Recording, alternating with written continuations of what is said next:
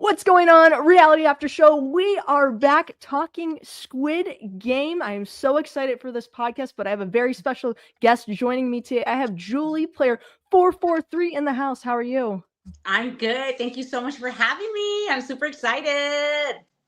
Very excited to be speaking with you. And just, can I say, what an intense season this is.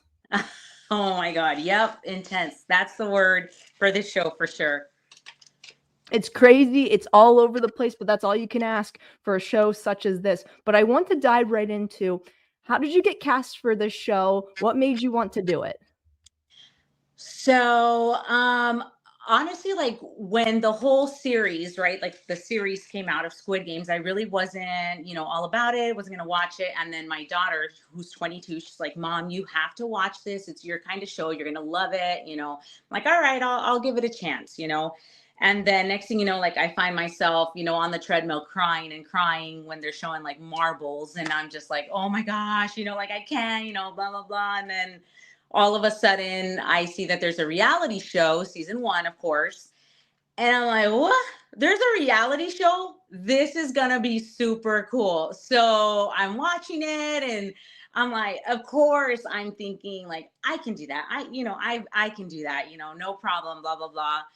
And when I saw that season 2 was open for casting, I was like, no, I got this. Like, I got to sign up. I got to have some, Latina presence up in there. Like, I think that's what they were missing first season. Okay. I was like, they need some Latinas on there. So I'm going to go ahead and apply. And yeah, I'll think about whatever it is that I need to think about later on. So that's how I got myself into applying for the show. Now, casting was something totally different, of course, out of my control, but obviously they saw something in me and they kept calling me back and, one thing to another and to another. And finally they were like, all right, like you're in. So just make sure that you take care of what you need to take care of. So yeah. And then finally you're there and ultimately you see everybody and you walk right into the dorms. What's going through your mind? Because in season 1, that's not the case. They're not walking into the dorms. They're hitting red light, green light. Yeah. Oh my gosh. Just that intense feeling of anxiety of what's going on. We're all thinking we're going in there for red light, green light. We're just thinking like, okay, they're letting us in smaller groups so that we can line up and not all huddle in there together. That was my thought, right? And of course the nerves are going, I'm shaking, and we're all looking at each other. Those of us that kind of connected right away are looking at each other like, good luck, good luck. We're saying good luck to each other. Oh my gosh. And then when we walk in there, it's like, oh shit, like this is real. It was crazy. It was just when people are like, how do you feel? Like, I don't like, it was just this overwhelming feeling of anxiety and excitement and nervousness. Like we just didn't know what to expect. We were like, something is up. And then, like after a little while is when we started noticing like there just wasn't enough beds for everybody. So we definitely knew that something was up. But yeah, I think it was really, really cool of them to let everybody at least experience the dorms, period, just to be in there. So There's always something up when it comes to Squid Game, and that's what makes the show so dynamic and different in comparison to everything else. Were you one of the earlier groups that came in or one of the later groups that came in? No, I was actually one of the earlier groups that came in. So as I'm watching, right, I'm watching the episodes, I can see myself at the top of the stairs. So I wanted to be at the top so that I could see everybody that was coming in. And it just took forever. It just took forever. And then finally, at some point, I'm like, all right, let me go down there. Let me start to like mingle and talk to people. But honestly, I felt like just the higher I was, the safer I was. Right, and I also think it's harder to be one of the earlier groups because the anticipation, the waiting game, it just drags and drags. I would love to be a later group because then you're not having just the anxiety of what is coming next, and then you're processing because you're already in there. Everyone's waiting to go in, but you're in there right away almost.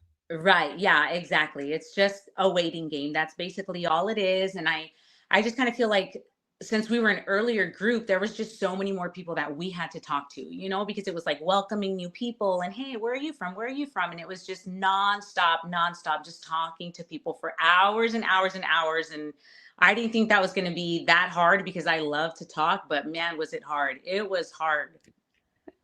I bet. And then all of a sudden they're asking for 2 volunteers. So really this is where the game is going to begin. Oh, yeah. And so what they don't say, and I know that a lot of, my castmates have already said this, but what they don't say is that they're asking for 2 volunteers, but it had to be a pair.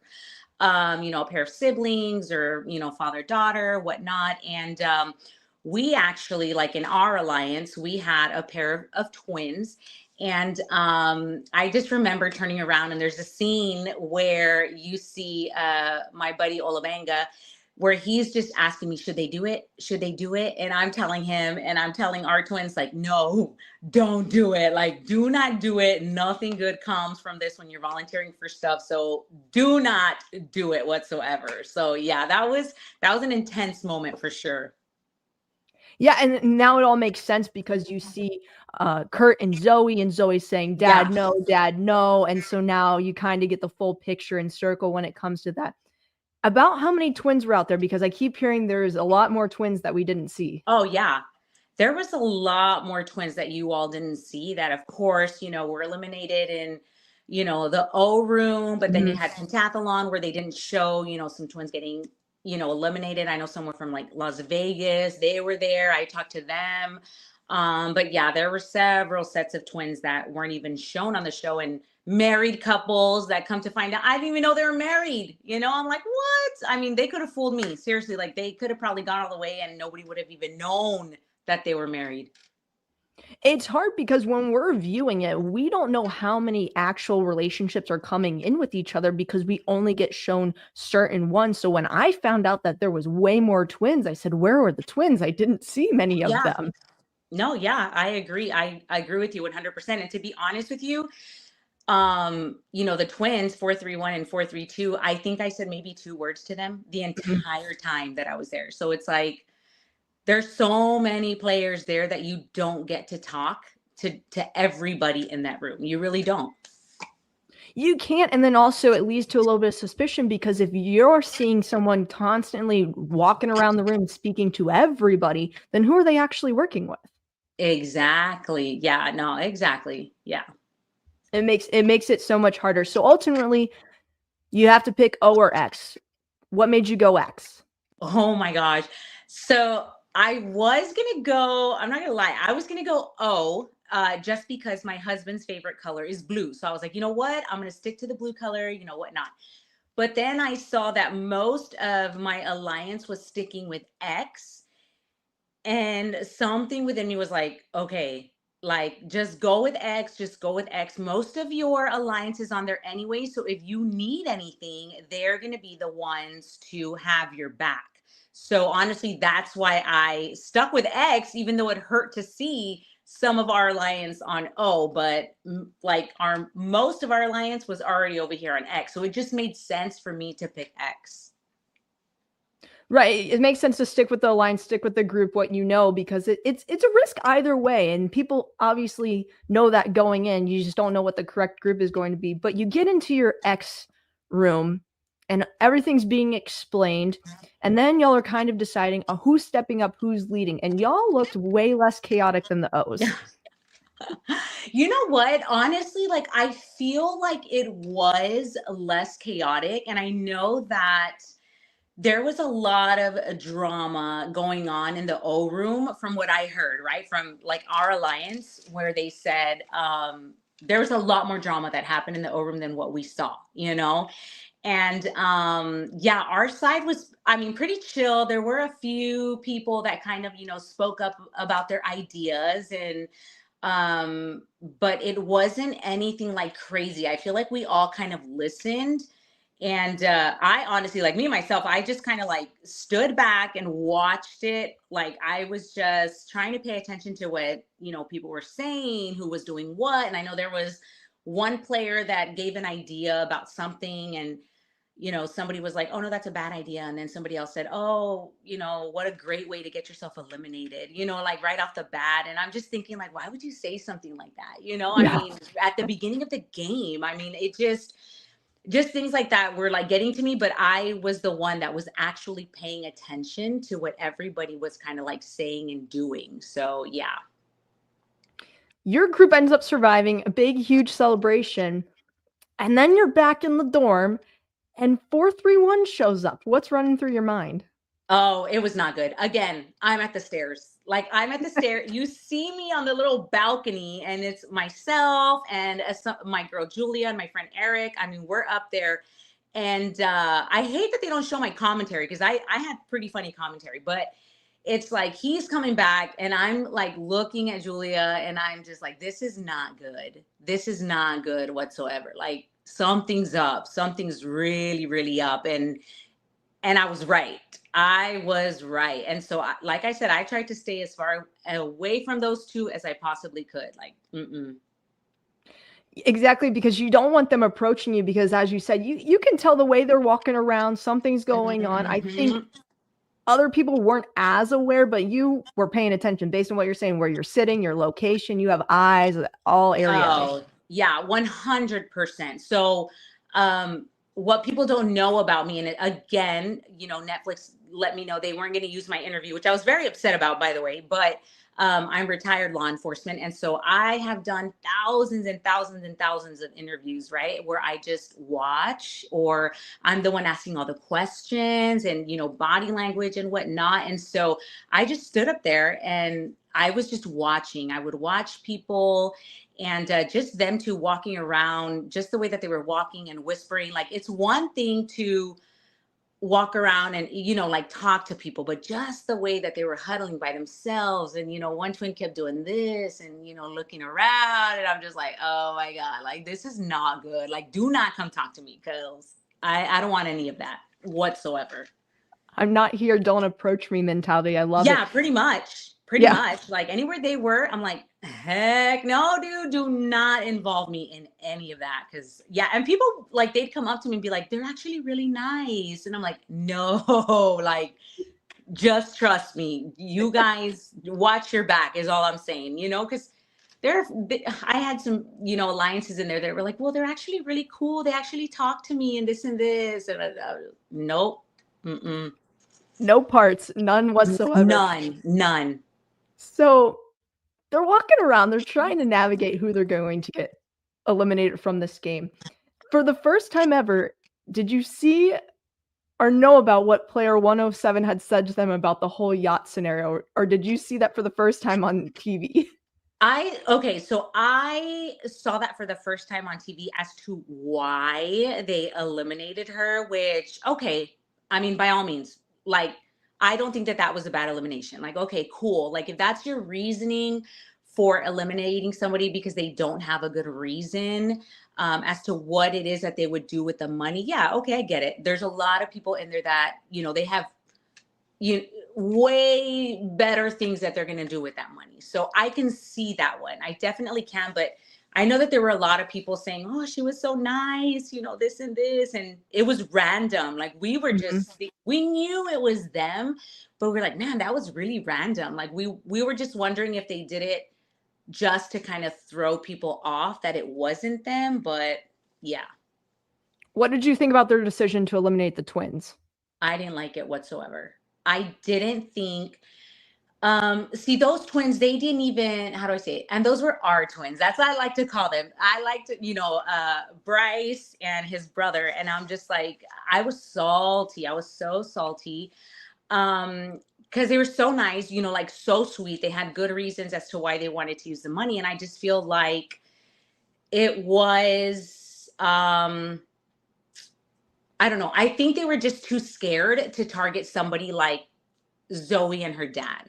I'll just put it that way. You know what I'm saying? Like my move would have been to, if you're going to eliminate somebody, you eliminate like one twin from this section and one, person from this other, little group of two. That's what I would have done. But I didn't like their decision to vote off, the twins. Well, they even could have utilized the twins in the sense of that's another pairing that's in here, so that's another target that could be potentially on them, and then it keeps it off you a little bit more because there's more duos in the house. If you're eliminating one of them, then you're the next one in line. Right. And I know that like all the duos were kind of looking at each other, like, after they got out one of our twins, that like, and I was standing right in front of them. So I just remember hearing like this loud pop, and I thought, Bryce had thrown up or something. That's what it sounded like. It sounded like somebody threw up behind me. And I just remember turning around and looking at him. And yeah, it was sad. It was like really sad. But at the same time, that's when I was like, oh fuck, like it has begun. Like shit's about to get real in here. And yeah, that's when you knew, all right, here we go. It's go time. Absolutely, and it's going to be unpredictable because they're not doing anything so far that they've done from season 1. Exactly. Exactly. Everything's different. Like they didn't do this. And so everything's just new. And I think what viewers don't understand is, like, oh, why is everybody so emotional? But you have to be on your game like 24/7. That anxiety is just like through the roof, like make sure you take your anxiety meds because you're about to have anxiety 24/7, until this game is over. Absolutely. Walk me through the next one. We're going into the pentathlon. Talk me through how you ended up in the group that you did, what your thought was when, oh boy, they split us in half. Oh my gosh. So, of course, we're not thinking that we're going to be split in half. We're thinking, all right, group of 10 is going to go up against group of 10, So, our alliance, all our friends were like, all right, everybody grab somebody that's in our alliance. Let's get our groups of 10s, whatnot, blah, blah, blah. And we waited for hours and hours to even play, and my line, like my group, we were the last group to go. So we didn't play until 2 a.m. So we were like hungry, we were exhausted, and it was like, oh my gosh, like, come on, just, call us up, like we're ready to go. And when they called us, we're kind of like, damn, okay, like, where's everybody else? Are we playing against the other team? They're taking us to another room. And as soon as we see that room, and they say, okay, you're about to be split up. You got to, split up into 2 teams. Right away, I'm like, oh shit, who am I going to pick? Who's going to be on my team? But then when the guard just came and just split us up, I was like, oh my gosh, like those are my teammates over there. What, like, it was, yeah, I was sad, but I was like, fuck. And then I'm thinking to myself, like, okay, like, does my team, have what it takes? Are we going to do this? And so it was definitely a very intense moment. And they had some good people. They had some good people on the other team. And so I knew that it was going to be a very, very close race for sure. You have to lock in, and as soon as you lose some of the people you thought you were going to be with, oh boy, y'all are my new best friends. How are we going to team up? How are we going to make this work? What was your leg in the event? Okay, so I got the rock. So here's the thing is that I had been practicing gongi like nonstop, right? The game with the little pebbles and all that. I mean, I ordered on Amazon, I ordered the whole kit, everything. We're doing this, right? So I practiced at home when I, got to the hotel, practiced everything. I'm like, all right, I'm good. Like, I know that this is what I'm going to do. But then when one of our teammates, I think it was 110, when he said, okay, who's going to do what? My friend Eric, I wish I could remember everybody's numbers, but I just know them by name. My friend Eric was like, I have gongi. I'm going to do gongi. And so he said it with so much like confidence that I'm thinking, okay, all right. So you've got this game. You're good. And yeah, I've got it. I'll do gongi. And I'm like, okay, so then I'll do rock, And Natalie had the cup and Julia had the cards, which made sense because she was like petite little. And we were like, all right, she's got little hands, she's got this. And then Isaiah had the hacky sack. And so as we're going through our games, we're going, their team's still stuck on cup and we're just rocking and rolling. And, I think it took me like 4 times to actually hit the rock. So we're like, yes, like all celebrating. And we get to the gongi and we're like telling Eric, like, how many times like have you played? Like, whatever. And he's like, oh, this is my first time. And so yes. And I wish they would have shown our pentathlon, because when he said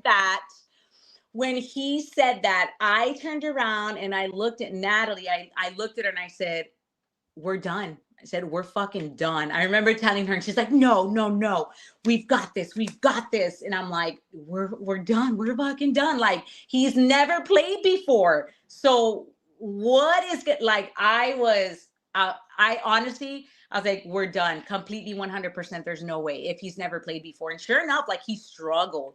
He was struggling so much that they caught up to us. So the other team caught up to us. They even went ahead to House of Cards. And I remember I remember Eric, the one that was doing gongi, looked over and he was just like, oh my God, they're ahead. And, Isaiah's telling him, no, they're not. And I just remember screaming and saying, yes, the fuck they are. Hurry up. Like, I just remember yelling at him, like, hurry the fuck up, Eric. And so that probably didn't help. But it's like, you got to remember, like, I'm like an emotional Latina, okay? Like, I wear my feelings like on my sleeve. You can tell if I'm pissed off, if I'm happy, whatever. At that moment, I was pissed. I was like, hurry the fuck up. Like, if you've never played, like, I should have been doing this. And so luckily, somehow he got it. We moved to House of Cards.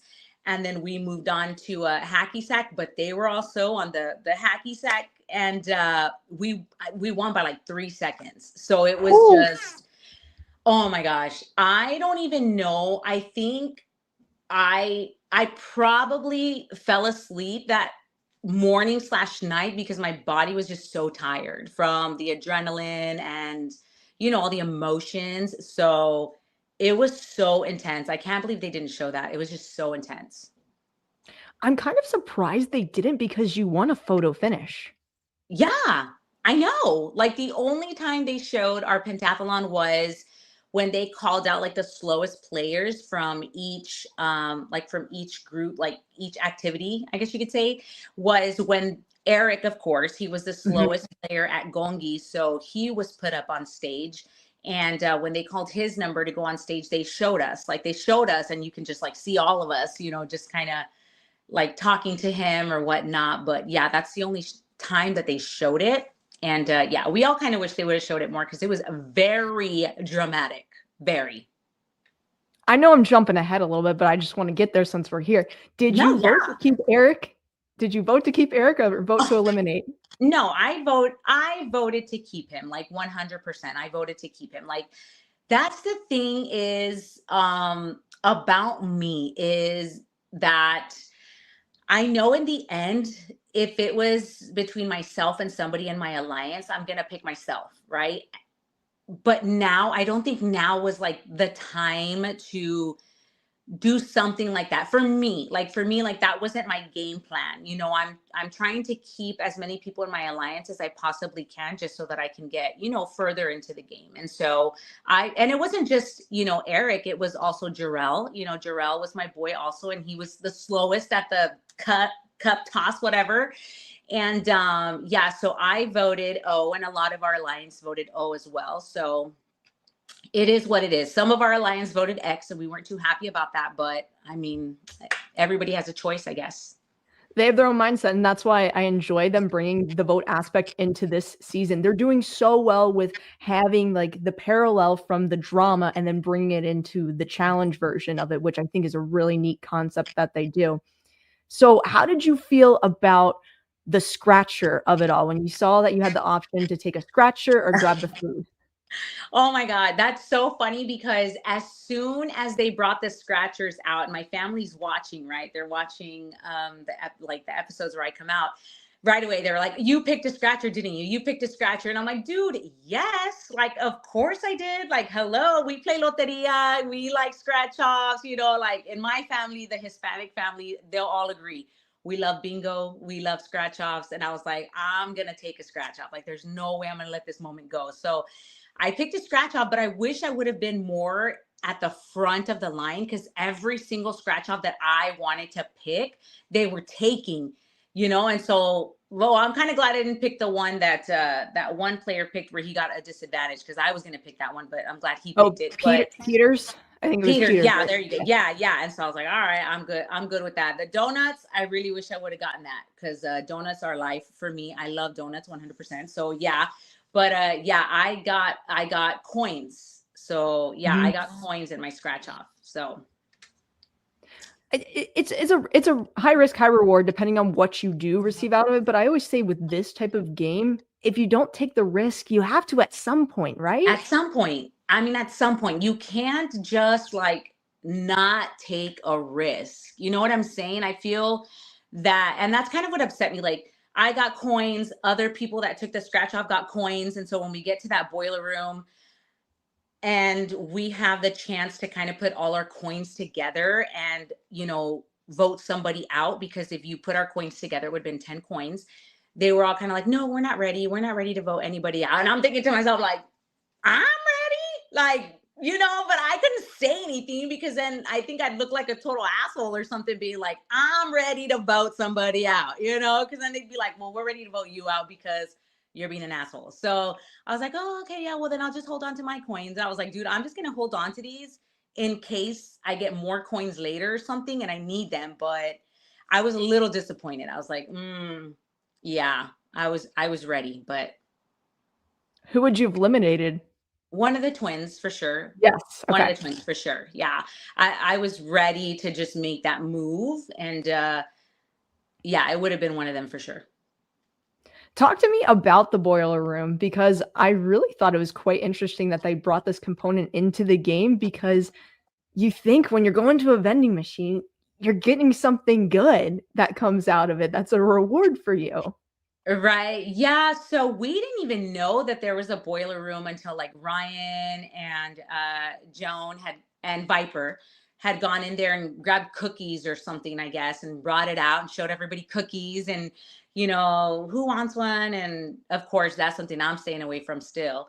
So that's when we initially found out about the boiler room. We're like, oh, damn, you know, and I just remember myself like walking by that room every single time, trying to see that door was open, and it was never open. So I'm like, come on, people, open this door because I'm ready to go in there, you know, and you had people like looking under towels in the bathroom or under benches, trying to see if there was any type of clue or something. And yeah, I remember when I was in the boiler room with the others that got coins, I'm like answering the phone, like, was somebody gonna say hello? I was looking under tires, and I was just trying to do what I could to just find something, just anything. But it was an interesting room, and it was just crazy like how immersive this whole thing was. I think they did such a great job at kind of like doing it as realistic as to the actual series as possible. And they did a really, really good job with that, I'll say. The sets are incredible. I Oh my mean, God, yeah. so Yeah. good. I'm loving it. And it matches up so well to it. You think it's the actual one that they did it Yeah. on. Yeah, to a T, like Mingle, the Pentathlon, everything just, it was just so perfect, like spot on. It was crazy. I love it. I'm here for it. So let's dive in to the next game. Catch. No, let's not. Yeah, I know. I know. We knew we were gonna have to get here. But talk to me first about picking your dot and then how y'all decided the order and take it from there. So, okay. So picking the dot, that wasn't too hard. You know, it's again, you know, my alliance and myself, we're all like pink, obvious, right? Like, Mhm. because we called ourselves the pink squad. So we were just like, pink, we're going to pick the pink dot. Or we were also thinking wherever the two people went that have a disadvantage, we're going to stay away from them. So whatever Mhm. color they have, stay away from them completely. But it was a matter of seconds where, you know, they came on the intercom and said, okay, it was pretty much like, okay, you have 10 seconds to pick a dot. And so you see people like, running, like trying to get a dot as fast as possible. And I picked my dot. And at that point, that moment in time, like I was next to, people that I didn't know, but I could see people in my alliance, around me. And so I was, around people I didn't know. And I'm thinking, okay, this is my spot. This is my spot for the game. But that, of course, that wasn't it. And so, and then the three that didn't get a spot, Heath and August and Ajanti were like, oh my gosh, they're about to be eliminated, and then they were like, no, they're not eliminated, they're safe. I'm like, damn, like I should have just not picked a dot, and I would have been safe. But yeah, when they take us to the actual like court, I guess, like basketball court, we don't know what game it is. We just see like the dots all over the court, and we're thinking, okay, who's athletic? Basketball. It's probably basketball. Who can shoot? We're all like all these things, and then we see like all these obstacles, like a rope and climbing, and I'm like, y'all, I can climb. So I'm just thinking of all these different things, and everybody's thinking of all these different things, and yeah, when we finally find out what the game is, and we're trying to decide, okay, who's going to be, but I'm very salty. I'm just going to say this right now. We're trying to pick who's going to be in the front, who's going to be in the middle, who's going to be in the back as far as catching a ball goes. And so I believe it was Daryl, who's part of our alliance, just asked everybody, like, how comfortable does everybody feel catching a ball? Like all the athletes, he said all the athletes should go in the back because we can catch a ball, right? Again, people like Daryl, myself, and my alliance, we're thinking more with our heart and not with our mind. That was just the type of people we were. And I'm not sure if you know Daryl, which player Daryl is, but he's like a little white boy, kind of redhead. He's the one that was praying with player 98. I don't know if you saw that. Yes, yes. I know what you're talking about. Yes. Okay, so I love Daryl. And so he's like, us athletes, let's go to the back. People who cannot catch, go to the front. And then people who think they can catch can go like in the middle. And that's when player 272, Ryan, of course, he just like, oh my God, I can't. I'm like, I can't. Like, if you see my face, and my husband, my family, everybody, they say this. They're like, Julie, you don't even have to say anything. Like, if you're thinking something, your mouth will not say it. Your eyebrows and your faces will definitely say it. And I'm just going to say that in that scene, my jaw dropped and it stayed that way. Because I'm thinking to myself, like, what the fuck? I mean, I'm sure that other teams thought of the same strategy, because I think I heard Viper say, hey, those of you that can't catch, you're not good catchers, get in the front, or whatever. But I think that player 272 his way of saying it came out wrong. Like you don't just single out one person.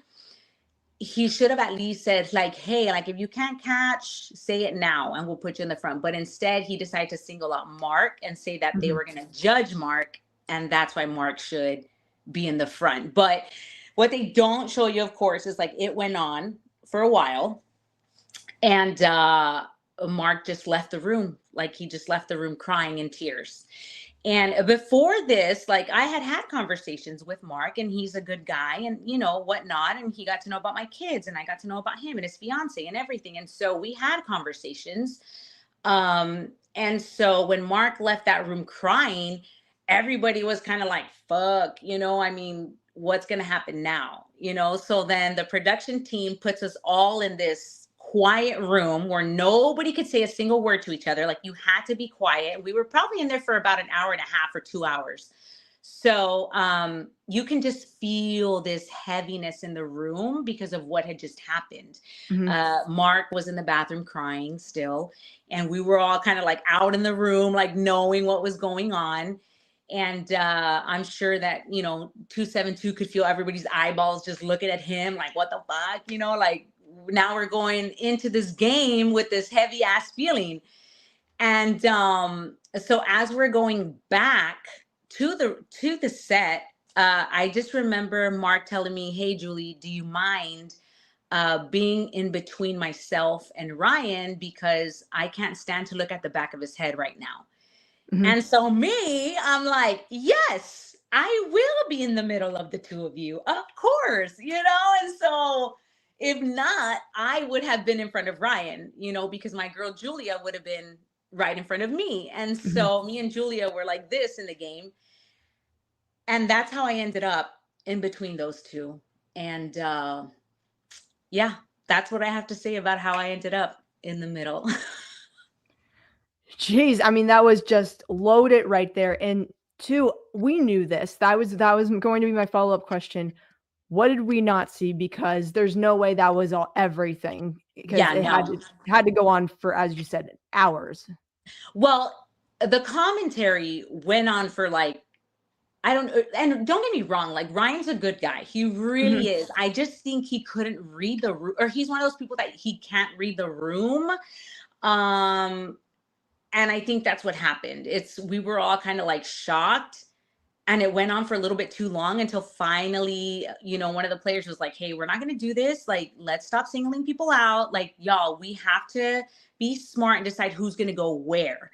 And it was one of those things that is like, I'm going to say, like, the girls in the front, let me just say this. This is where I'm salty, is that the very like first three players, right? They're not part of our alliance. I don't even know how they got to the front of that line, but they got to the front of that line Right. without any of us knowing, like, what the hell, you know, like they just went and straight, and just when people were picking their spots, I knew I was going to be between Ryan and Mark, but they just went straight and just got like the first three spots. And I'm like, first of all, the girl in the first pink spot, she does CrossFit and she was playing catch with the twins in the freaking dorms. You're gonna tell me you can't catch a ball, but you decide to put yourself in the front of the line. And then the second one, same thing. Third one, same thing. You're gonna tell me you cannot catch a ball? Like, one of you's a cop. Come on. Like, the other one's a fitness instructor. And I'm just like, I couldn't. I was so salty about that because yeah, I'm like, who agreed to let you all be in the front of this line? But I mean, it is what it is, whatever. Ugh, I'm just gonna say that. But yeah, They just went for it, had the me mentality, which is that's not it. what you One, had. That's what it is. And that's why this game is very cutthroat because people yeah. are going to do that. There's a lot of money on the line. And still, I'm sitting here watching as a viewer how the damn twins ended up in the front of the line. Yes.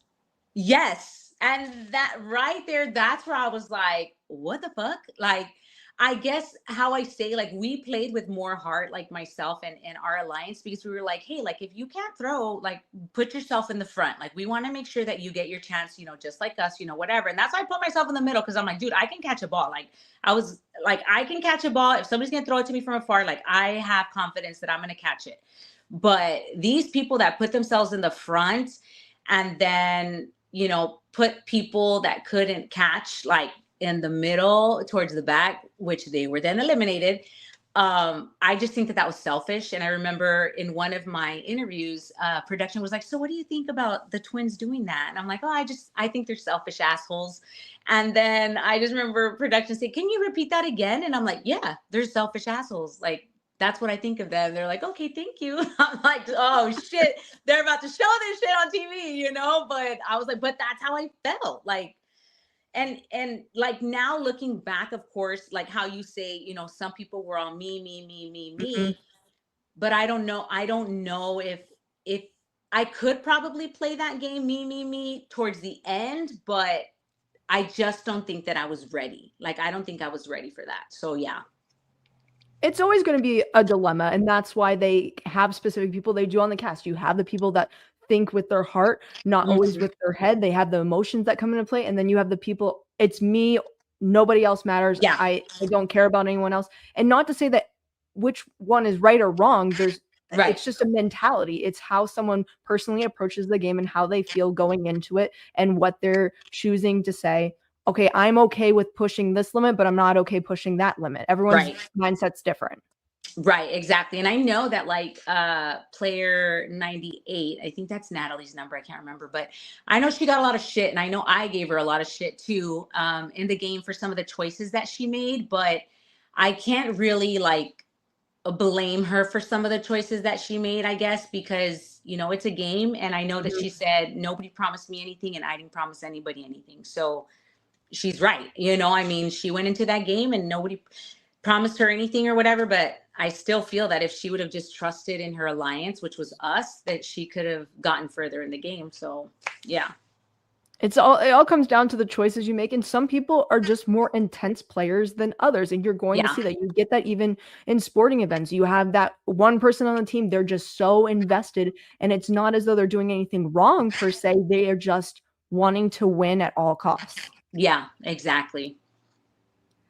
So let's get into your moment here of, I know it's tough because let me tell you, the way they edited the slow motion, the emotion in general of the back and forth, the communication, it just people are standing up trying to watch this moment. I'm telling you, people were not sitting on their couches. They were Yeah. standing waiting to see what was going to happen and were rooting hardcore for it to be a huge success. Yeah. Yeah.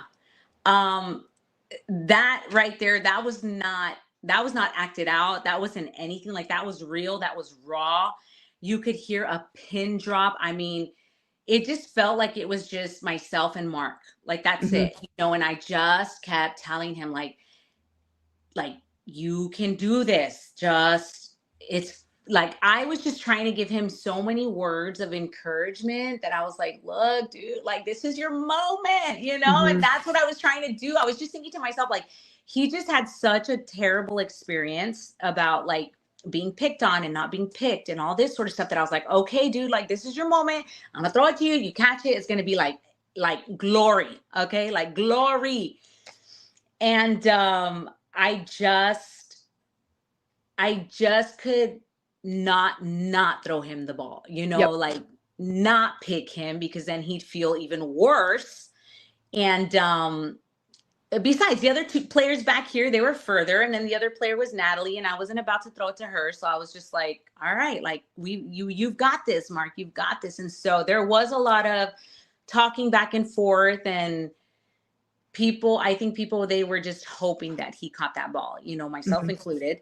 And I just remember that as soon as I saw that ball drop, I immediately dropped to my knees and just cried my heart out. Like just cried and the first, like, I just know that the first person that came to my head was my son, because he's just like my biggest fan. He's the one that was like, Mom, you've got this, blah, blah, blah. And so I was just like, fuck, man, like he's going to see this. And I just feel like I'm just going to disappoint him so much.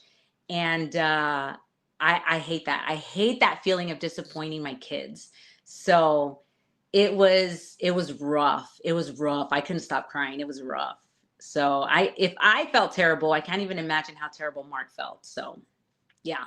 It was just so sad to watch too, because you even see the emotion, not only y'all's emotion, but everyone that was over, even still standing on their dots, they Yeah. were still over on the benches. Everyone, the silence, no one was speaking. Yeah. Yeah. I have cast members, in my inbox that'll say, I cried so much when you and Mark left. Like I cried so much. My friend Melissa, like you see her and her eyes are all red and she's like, Julie, I couldn't stop crying. And I'm like, I know, like I saw, like it was just really like production was crying. I'm like, what? Like y'all crying so much? Put me back in, please. Give me a second chance. Like please.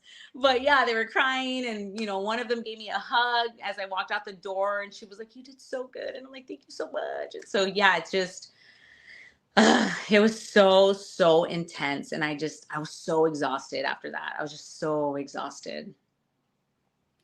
And we just, we know that we're seeing these clips here and there, but y'all are filming this for hours and Yeah. hours. Hours and hours, and there was hours and hours of no talking, because of course when we do talk, they want it to be real. They want us to get to know each other like in real life when we're in the dorms. but not when we're sitting in a quiet room. You know, they don't want any of that because of course they're not going to be filming any of that. So they want us to wait to talk until we're back in the dorm or back on set or whatnot. And so there was a lot of silence, a lot of hours, a lot of sitting. There was times when there wasn't anything going on in the dorms, and even I felt guilty for, you know, wanting to take a nap because I'm like, dude, I got to be talking to people. You know, I just felt so guilty of, you know, even thinking of taking a nap, but you're just so exhausted from just everything. Yeah, it's a big time experience, but sadly you do end up getting eliminated. At least you had the experience though. Can you touch on that? What is the biggest takeaway you had from the experience? Because I know you were so excited that you got on the show. Yeah. So my biggest takeaway is how I played the game. Like, I don't know. I feel um like I shouldn't like judge people for how they play the game, because it's like you said, like some people go in there and they're just like balls to the walls, like we're doing this, it's me, it's nobody else, it's like I'm all that matters. um and I just, like, I can't believe that there's people out there that it's like, it's just about me, it's just about me, like there's just like no heart there, no nothing. And I feel that I trust people way too easy and I love way too hard, and that if I do get another chance to be a part, you know, of the next season, that I might have to go in there and just change up my game, you know, and just maybe be a little bit selfish. That's probably my biggest takeaway is, yeah, that I need to be smarter and not play with my feelings. Definitely, and it's so difficult to know how you're going to play until you're actually in that moment.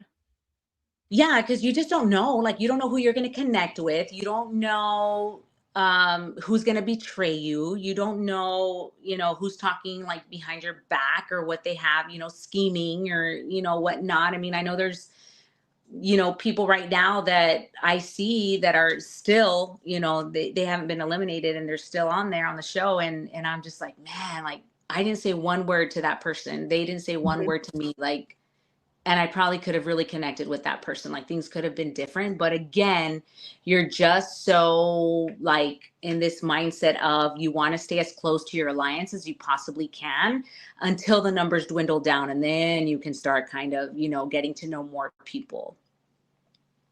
Absolutely, and as you said too, it's just tough. You end up with one group and you start talking with them, and you might not even talk to other people that are on the other side of the room because you can't speak to everyone. It's impossible. There's so many of you. Yeah, there's like people I didn't even meet, you know, even though there was only like 100 of us left when I was eliminated. There's only like 100 of us left, but still there were people there that I don't even remember. And that's terrible to say, but I'm just like, I don't even remember, you know, I don't remember her being there. And so, yeah, it is pretty bad. Well, Julie, is there anything you would like to plug before we wrap this up? I just like, I do want to say that I am like a little disappointed of how they didn't show like my interview, because I feel if they would have shown that, they would have understood why I played the way that I did, why I threw the ball to Mark. Because of course I'm getting a lot of, why did you do this? I wouldn't have picked him, and, you know, whatever, blah, blah, blah. But it's like in my interview that I gave about me, myself personally, like I grew up just like Mark grew up, you know, being picked on and whatnot, you know, because we were poor. Like right now I live in South Texas, and it's, you know, one of the poorest cities in the entire state of Texas. You know, we're right here, right by the border. A lot of us are raised by a single mom, and growing up in the projects, things like that. So I really wish that they would have, you know, shown who I really was as a person, so people could get to know me, you know, because I know a lot of people are like, oh, you know, like we feel sorry, like for Mark, we feel sorry for Mark. And I'm just kind of like, bro, does anybody feel sorry for the person that actually threw the ball? You know what I'm saying? Like, does anybody, you know, I'm just kind of like, I tell my daughter, like, I feel not seen because everybody's so worried about Mark that nobody's worried about, hey, what about the girl that took that chance and threw the damn ball? Like, is anybody wondering how she's doing, you know? So it's like, yeah, that's what's been like the hardest thing for me right now. That's why I wanted to bring you on this podcast, because I wanted you to be able to share your experience from the show and what you did while you were on it. And I truly 100% appreciate that, because I'm like, this is the only way that I'm going to be able to show people like who I am, what I experienced in the dorms, what I saw, my thoughts, and just like who I am, as a person, so people can get to know me. Definitely, and that's why I was so curious, because I said I'm going to get her on here. You know what? You shoot your shot, and I said, listen, come on this podcast so I can hear all assets of your game and everything that you experience, so people get to know you, because I love Yeah. doing this. I want to know more people's storylines because we just don't get them all. Yeah, and that's so important. I feel like there was just so many stories that were not told that I wish would have been told. Like there was just so many, I met so many amazing people, and I just kind of feel like I'm a little disappointed in some of the stories they used. And yeah, but you know what? Here's to season 3, so we'll see. We'll see what happens. So I'm still hoping and praying. We'll absolutely see what is in store for season 3. But Julie, thank you so much for joining me on this podcast here today. It was so nice being able to hear your entire story and just getting to know you better as well. No, thank you for having me. This was so much fun. Awesome. Well, everyone else, be sure to check out everything we have going on at the Reality After Show. I will have more Squid Game interviews. I'm looking to do the recap as well this week. We'll be hitting the ground running. We have our football podcast, Survivor podcast. Bobby Goodsby does his live stream, so be sure to check that all out. And Julie, once again, such a pleasure. Thank you. Thank you so much. I appreciate it.